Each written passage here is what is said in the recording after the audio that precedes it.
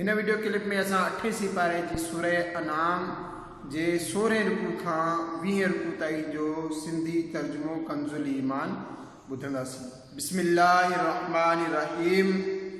ए जिननि ऐं इंसाननि जी जमात, छा तव्हां वटि तव्हां मंझां रसूल न आया हुआ तव्हां ते मुंहिंजूं आयतूं पढ़ंदे ऐं ड्रिजारींदे?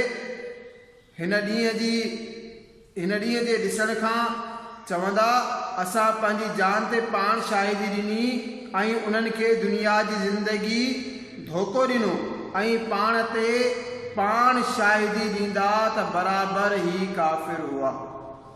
उहो उन करे त तुंहिंजो रब ॻोठनि खे ज़ुल्म सां तबाह नथो करे जो उन ॻोठ जा माण्हू बेख़बर हुजनि, ऐं हर हिक जे वास्ते दर्जा आहिनि संदन अमलनि सबबि, ऐं तुंहिंजो रब उन्हनि जे अमलनि खां बेख़बर न आहे।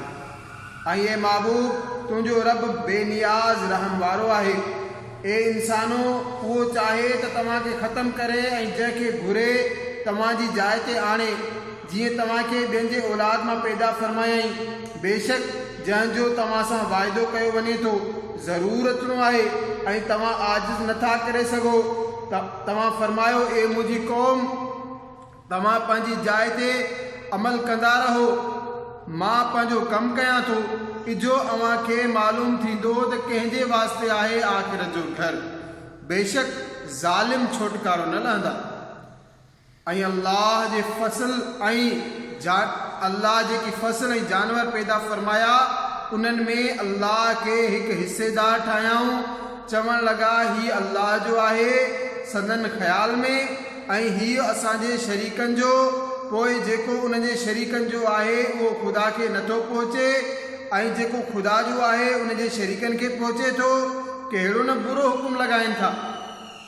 अहिड़ीअ तरह घणनि ई मुशरिकनि जी नज़र में उन्हनि जे शरीकनि औलाद जो क़त्ल चङो करे ॾेखारियो जो उन्हनि खे हलाक कनि ऐं उन्हनि जो दीर उन्हनि ते विछड़ाए छॾीनि। ऐं अल्लाह घुरे हा त ईअं न कनि हा, पोइ उन्हनि खे तूं छॾे ॾे ऐं उन्हनि जे कूड़नि खे। ऐं चवण लॻा ही जानवर ऐं फसल रोकियल आहिनि, इहे उहो खाए जंहिंखे असां घुरूं संदन कूड़े गुमान में। ऐं के जानवर आहिनि जिन ते सुवार थियणु हराम ठाहियो अथनि, ऐं किन जानवरनि जे ज़बह ते अल्लाह जो नालो नथा वठनि। हीउ सभु अल्लाह जे मथां कूड़ घड़ण में आहे। सभु अल्लाह जे मथां कूड़ घड़ण आहे।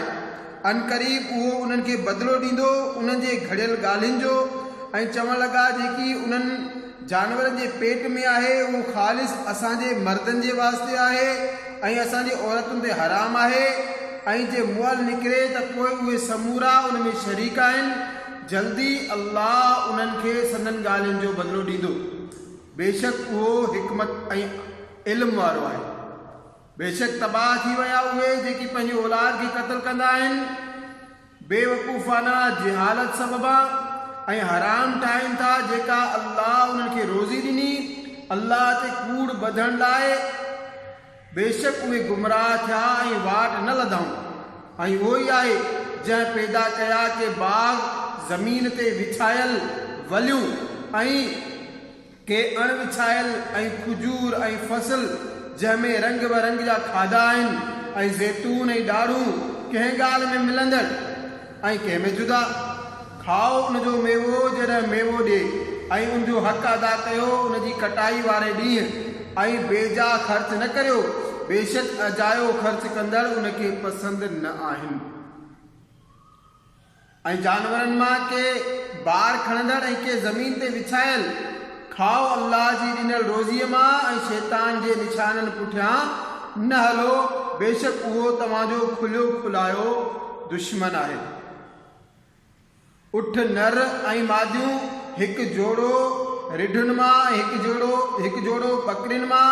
तूं फरमाए छा उन्हीअ ॿई नर हराम कया या ॿई मादियूं, या उहो जंहिंखे ॿई मादियूं पेट में रखनि थियूं? ॿुधायो कंहिं बि ॼाण सां जेकॾहिं तव्हां सचा आहियो। ऐं हिकु जोड़ो उठनि जो ऐं जोड़ो ढगियुनि जो। तव्हां फरमायो छा उन्हीअ ॿई नर हराम कया आहिनि या ॿई मादियूं, या उहो जेको ॿिन्ही मादियुनि जे पेट में आहे? छा तव्हां मौजूदु हुआ जॾहिं अल्लाह तव्हांखे उहो हुकुम ॾिनो? पोइ उन खां वधीक ज़ालिम केरु थी सघे थो जेको अल्लाह ते कूड़ घड़े, जीअं माण्हुनि खे पंहिंजी जहालत सां गुमराह करे। बेशक अल्लाह ज़ालिमनि खे हिदायत न फरमाईंदो आहे। तव्हां फरमायो, मां नथो लहां उन में जेको मुंहिंजी तरफ़ वही थियो। कंहिं खाईंदड़ ते को बि खाधो हराम मगर हीउ त मुर्दार हुजे या रगुनि मां वहंदड़ रत या बदतरीन जानवर यानी सूअर जो गोश्त, इहो पलीत आहे।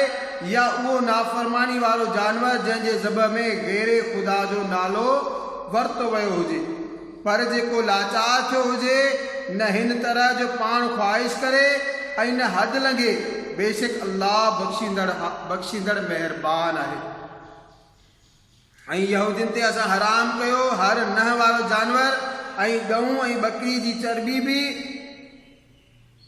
उन्हनि ते असां हराम कई, मगर जेका उन्हनि जी पुठीअ में लॻल हुजे या आंडरनि या हॾनि सां मिलियल हुजे, उहो बदिलो ॾिनोसूं असां उन्हनि खे सनन सरकशीअ जो। बेशक असां ज़रूरु सचा आहियूं। मुजरिमनि खां न टारियो वेंदो। हाणे मुशरिक चवंदा, जेकॾहिं अल्लाह घुरे हा त न असां शिरक करियूं हा, न असांजा अबा ॾाॾा ऐं न ई असां का शइ हराम ठाहियूं हा। अहिड़ीअ तरह उन्हनि खां अॻियनि तकज़ीब कई हुई एसि ताईं जो असांजो अज़ाब चखियऊं। तव्हां फरमायो, छा तव्हां वटि को इल्मु आहे जो उहो असां वटि पेश करियो? तव्हां त फ़क़ति गुमान जे पुठियां आहियो ऐं तव्हां त फ़क़ति अटकल धुकनि खां कमु वठो था। तू फरमाए, अल्लाह जी हुज्जत पूरी आहे। जे उहो चाहे हा त समूरनि खे हिदायत करे हा। तू फरमाए, आणियो पंहिंजा शाहिद जेकी शाहिदी ॾियनि त अल्लाह उनखे हराम ठाहियो आहे। पोइ जेकॾहिं उहे शाहिदी ॾियनि त ॿुधंदड़ तूं उन्हनि सां गॾु शाहिदी न ॾिजां ऐं उन्हनि जी ख़्वाहिशुनि जे पुठियां न हल, जेकी असांजूं आयतूं पूरियूं सम्झनि ऐं आख़िरत ते ईमान नथा रखनि ऐं पंहिंजे रब सां शरीक था ठाहिनि। तव्हां फरमायो, अचो त मां तव्हांखे पढ़ी ॿुधायां जेकी तव्हां ते तव्हांजे रब हराम कयो, हीअ त कंहिंखे बि उनजो शरीक न ठाहियो ऐं माउ पीउ सां चङाई करियो ऐं पंहिंजे औलाद खे क़त्ल न करियो। सुञाई जे सबबु असां ई त तव्हांखे ऐं उन्हनि समूरनि खे रिज़्क़ ॾींदासीं। ऐं बेहयाइनि जे वेझो न वञो जेका उन मां ज़ाहिर हुजे ऐं जेकी लिकल हुजे, ऐं जंहिं साह जी अल्लाह इज़त रखी आहे उनखे नाहक क़त्ल न करियो। तव्हांखे इहो हुकुम उन करे फरमायाई त मन तव्हां सम्झो। ऐं यतीमनि जे माल जे वेझो न वञो मगर निहायत चङे तरीक़े सां, जेसि ताईं उहो पंहिंजी जवानीअ खे पहुचे ऐं माप ऐं तौर इंसाफ़ सां पूरी तरह करियो। असां कंहिं नफ़्स ते बार नथा विझूं मगर उन जी ताक़त आहर। ऐं जॾहिं ॻाल्हायो त इंसाफ़ जी ॻाल्हि करियो, जेतोणीक माइट जो मामिलो हुजे ऐं अल्लाह जो ई अहद पाड़ियो। तव्हांखे इहो ताक़ीद फरमायाई त मन तव्हां नसीहत मञो। ऐं हीअ त उहा आहे मुंहिंजी सिधी वाट, पोइ तव्हां उन्हीअ ते हलो ऐं ॿियनि रस्तनि सां न हलो जो तव्हांखे उन जी वाट खां जुदा करे छॾींदा। तव्हांखे इहो हुकुम फरमायाई त मन तव्हांखे परहेज़गारी मिले। पोइ असां मूसा खे किताब अता फरमायो कामिल एहसान करण ख़ातिर उन ते जेको नेकोकार आहे ऐं हर शइ जी तफ़सील ऐं हिदायत ऐं रहमत मन उहे पंहिंजे रब सां मिलण ते ईमान आणिन। ऐं हीउ बरकत वारो किताब नाज़िल कयोसीं, पोइ तव्हां उनजी पैरवी करियो ऐं परहेज़गार थियो, मन तव्हां ते रहम कयो वञे। मता चओ त किताब असांखां अॻु में ॿिनि जमायतुनि ते लथो हो ऐं असांखे उनजे पढ़ण जी ख़बर का कान हुई। या चओ त जेकॾहिं असां ते किताब लहे हा त असां उन्हनि खां ज़्यादा चङी राह ते हुजूं हा। पोइ तव्हां वटि तव्हांजे रब जो रोशन दलील ऐं हिदायत ऐं रहमत अची वई। पोइ उनखां वधीक ज़ालिम केरु थी सघे थो जेको अल्लाह जी आयतुनि खे कूड़ो सम्झे ऐं उन्हनि खां मुंहुं मोड़े। अनक़रीब उहे जेकी असांजे आयतुनि खां मुंहुं फेरीनि था, असां उन्हनि खे वॾे अज़ाब जी सज़ा ॾींदासीं। उन्हनि जे मुंहुं फेरण जे सबबु छाजे इंतज़ार में आहिनि मगर ही त अचनि उन्हनि वटि मलाइक या तव्हांजे रब जो अज़ाब या तव्हांजे रब जी का निशानी, जंहिं ॾींहुं तव्हांजे रब जी उहा हिकु निशानी ईंदी त कंहिं साह खे ईमान आणणु फ़ाइदो न ॾींदो जंहिं अॻु ईमान न आंदो हो, या पंहिंजे ईमान में को चङो कमु न कयो हुआईं। तव्हां फरमायो रस्तो तकियो, असां तकींदा रहंदासीं। उहे जिन पंहिंजे दीन में जुदा जुदा रस्ता कढिया ऐं केतिरा टोला थी विया। ए महबूब, तव्हांजो उन्हनि सां को वास्तो न आहे, उन्हनि जो मामिलो अल्लाह जे वास्ते आहे। पोइ उहो उन्हनि खे ॿुधाईंदो जो कुझु उहे कंदा हुआ। जंहिं हिकु नेकी कई त उनजे वास्ते उन जहिड़ियूं 10 आहिनि, ऐं जंहिं बुराई कई त उनखे बदिलो न मिलंदो मगर उन बराबरि, ऐं उन्हनि ते ज़ुल्म न थींदो। तूं फरमाए त बेशक मूंखे मुंहिंजे रब सिधी वाट ॾेखारी, ठीक दीन इब्राहिम जी मिलत, जेको हर बातिल खां जुदा हो ऐं मुशरिक न हो।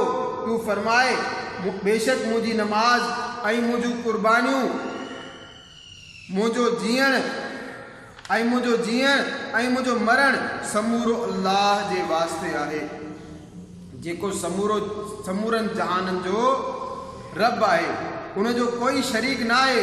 ऐं मूंखे इहो ई हुकुम थियो आहे, ऐं मां समूरनि खां पहिरियों मुसलमान आहियां। तूं फरमाए छा अल्लाह खां सवाइ ॿियो रब ॻोल्हियां, हालांकि उहो हर शइ जो रब आहे, ऐं जेको जो कुझु कमाए उहो उनजे ज़िम्मे आहे, ऐं को बि ॿार खणंदड़ ॿिए जो ॿार न खणंदो। पोइ तव्हांखे पंहिंजे रब जे तरफ़ मोटणो आहे, उहो तव्हांखे ॿुधाईंदो जंहिंमें तव्हां इख़्तिलाफ़ कंदा हुआ, ऐं उहो ई आहे जंहिं ज़मीन में तव्हांखे नाइब कयो ऐं तव्हां मां हिकिड़नि खे ॿियनि ते कई दर्जा बुलंदी ॾिनाई, जीअं तव्हांखे आज़माए उन शइ में जेका तव्हांखे अता कयाई। बेशक तुंहिंजे रब खे अज़ाब कंदे देर नथी लॻे, ऐं बेशक उहो ज़रूर बख़्शींदड़ महिरबान आहे।